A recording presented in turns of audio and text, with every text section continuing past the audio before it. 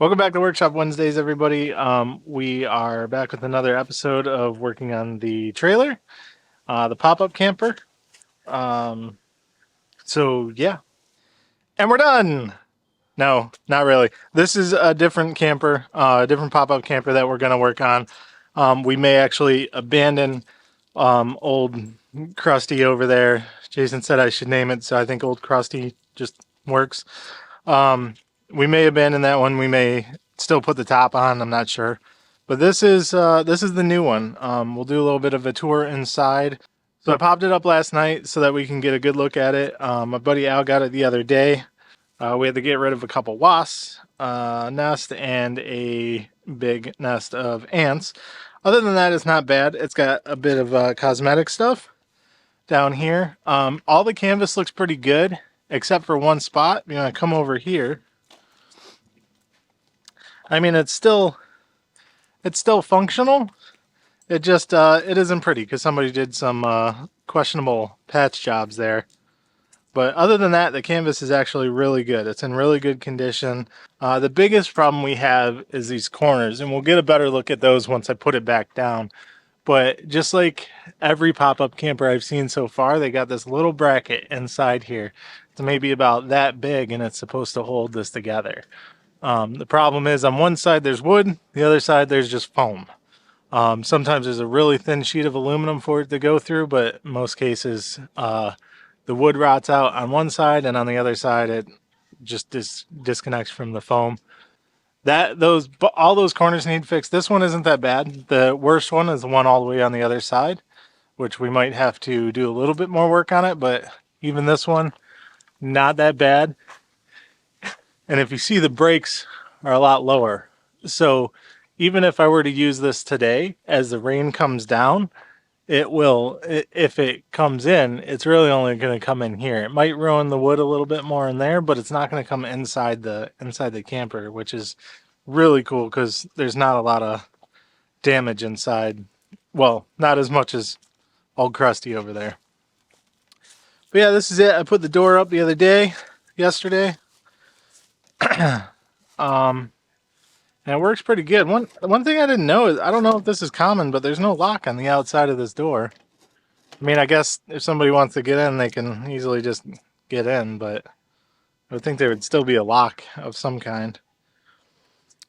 The door for the step is still functional, which is really cool.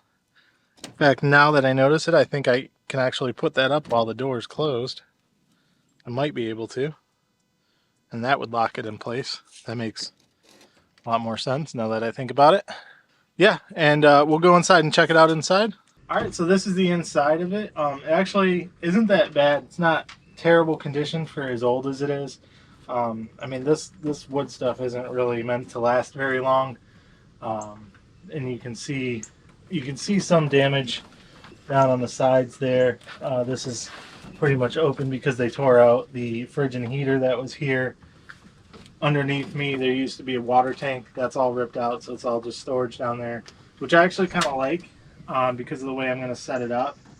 We'll get to that eventually, but I don't feel like I'm going to I don't feel like I'm going to need a tank at all for that. This bed is really set up pretty good. I didn't set up the other bed yet just because it doesn't have a good, where I have the camper set right now, it doesn't have a good way of keeping the bed stable, but it looks like it's pretty good. You can tell that this side was beat up a little bit more because they had those interesting, I guess I would call it, patch jobs on the other side. But all the windows work. All these were up when I first popped it up. So the plastic, it's clear plastic, which I actually kind of like. A lot of people I've seen on videos is they make these, they put black vinyl over the cover so that when they close it up, it's actually dark. But I like having this so that, and then putting up curtains instead. Also going to put some reflective stuff, but we'll get to that too. But yeah, this is it. It's very, very basic because pretty much everything's been ripped out of it other than some of the seating.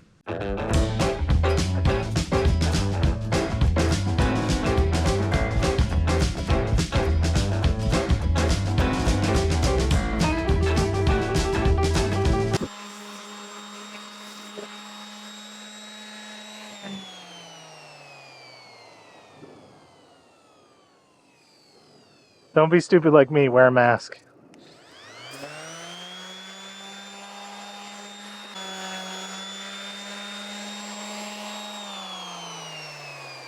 This was a used piece of sandpaper. I'm gonna put a new one on.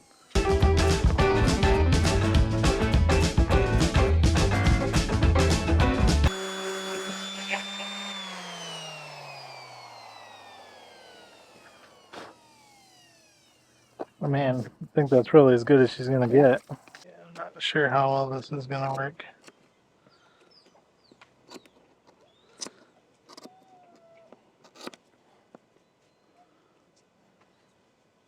I think that'll work. So what the guy did first was he used the two-part epoxy to adhere, because the two-part epoxy adheres to aluminum better. So I'm thinking it's just the two-part epoxy here where it goes from plastic to aluminum, and then once that gets cured enough, cover the rest in the money shot. Oh, yeah. That's the stuff right there. Jesus. You're in serious need of a sex life, buddy. Oh yeah, this isn't messy at all. You know what? Let's just do it the hard way. Or the easy way, rather. Plus, it's the biggest problem is that inside. Yeah. Oh, look it. Oh, I see what you're doing. Yeah. Look at you.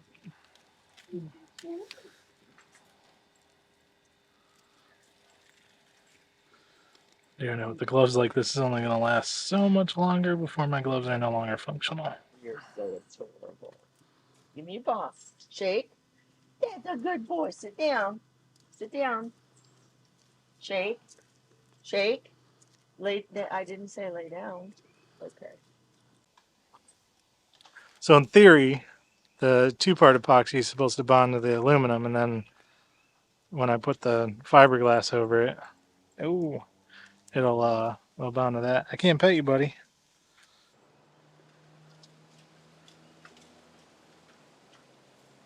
All right, hopefully that's enough. Let's see what happens.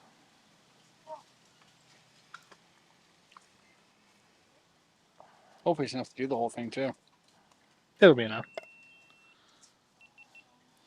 Oh, there goes my GoPro.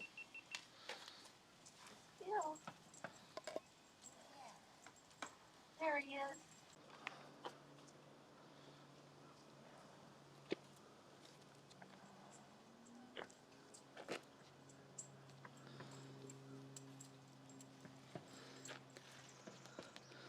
How did that not work?